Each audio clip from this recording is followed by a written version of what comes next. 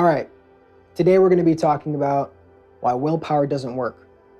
First, what we need to understand about willpower is that it has some inherent flaws or mistakes rooted in the concept itself, right? So first off, force. Willpower is all about forcing yourself to do something you inherently don't want to do. You're using your willpower to, and in this example, for this video, we'll do eating healthy. So you're using your willpower to eat healthy and not eat junk food. Whatever that means to you, it's different for everybody, but you want to eat healthy and you want to stop eating junk food, period. If you're using willpower to do that, you're going to be forcing yourself to eat a certain way and forcing yourself not to eat another way, okay? Punishment.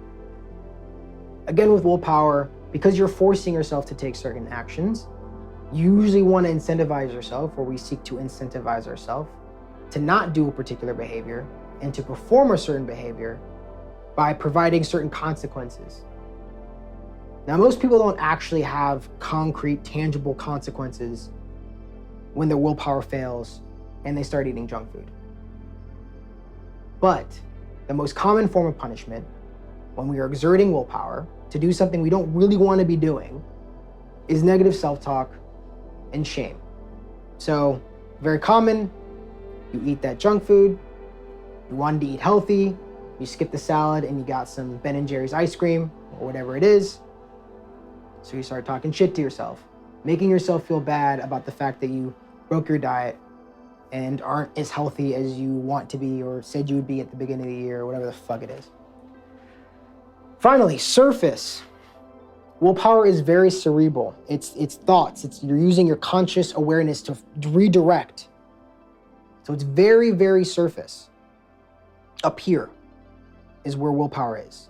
Down here is where other shit is. That's where the subconscious mind is. That's where the source of your behavior and your bad habits and your dietary desires, inclinations are. But on the surface, that's where willpower is. So I've got to keep that in mind when we walk through why it doesn't work. So it's forcing yourself to do something you inherently don't want to do, usually reinforced or perpetuated through punishment, and its surface is fuck. It's all up here, no down here. The reason why these are the mistakes and why willpower doesn't work is that first we need to understand that we cannot change behavior at the same level as the behavior itself. I have created a beautiful drawing for you with shitty flour and some weeds to give you a picture of the analogy or the picture I'm about to paint for you in this analogy. What I mean by this is that, say you have this flower you want to grow. A healthy lifestyle is the flower.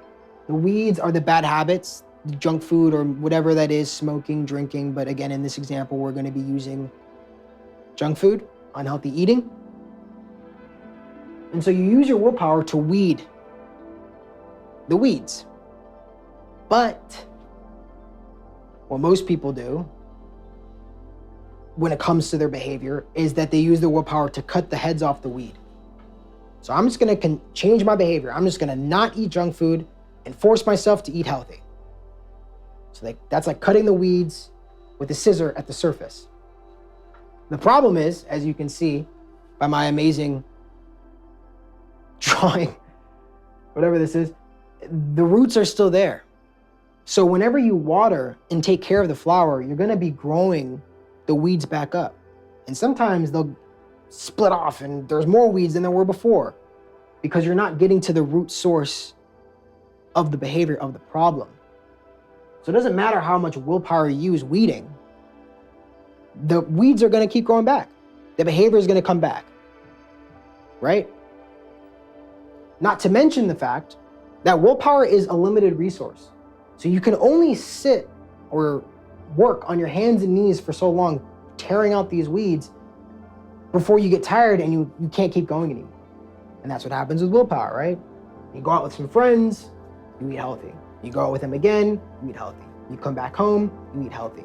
But then eventually, for whatever reason, whether it's donuts at work, or you get too drunk one night, or you see a commercial for Arby's, that never happened to anyone, but you get the point.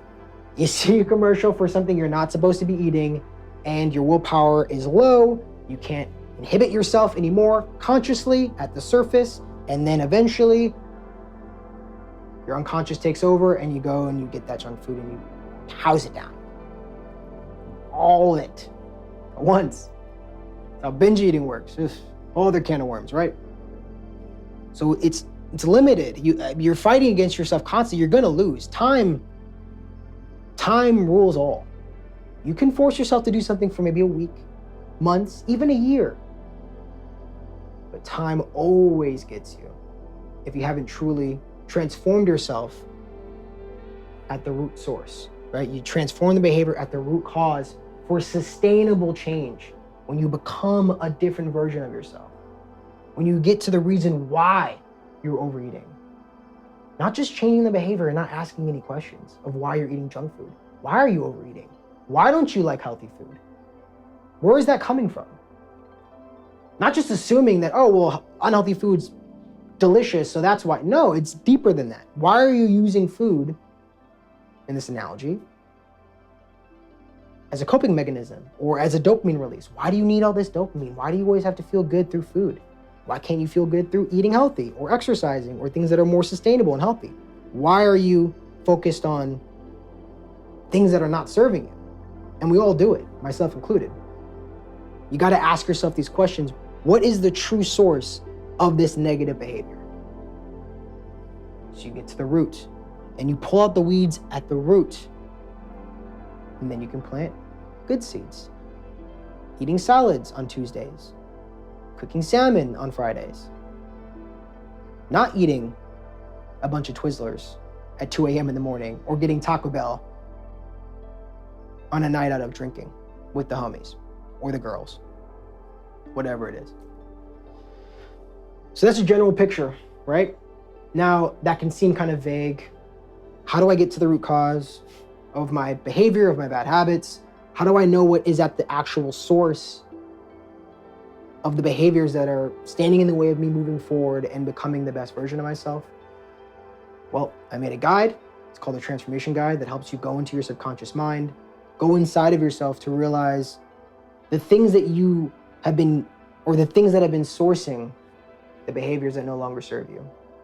And a step-by-step process and how to transform these parts of yourself, transform these root causes, to rip the weeds out at the root and plant good seeds in its place. All right? And if you want to work one-on-one with me because you feel like you need somebody there to keep you accountable or to guide you to go deeper, you can sign up for one-on-one transformation sessions with me down below in the description. I appreciate your time. Cheers.